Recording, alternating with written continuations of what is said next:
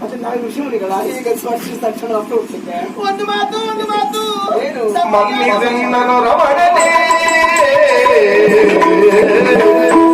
ಮನ್ನಿದೆನ್ನನು ರಮಣನೇ ಮನ್ನಿದೆನ್ನನು ರಮಣನೇ ಬೆಂಗಾರಕ್ಕೆ ನಮ್ಮನ್ನು ಬಯಸಿಯಾಡೆ ಬೆಂಗಾರಕ್ಕೆ ನಮ್ಮನ್ನು ಬಯಸಿಯಾಡೆ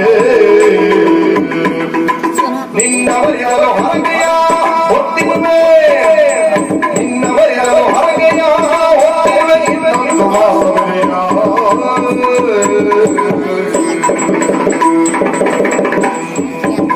ಅಲ್ಲ ಈಗ ನೀವು ಒಳ್ಳೆ ಕಲಾವಿದರು ಸ್ವಲ್ಪ ಗೊತ್ತಾಗುದು.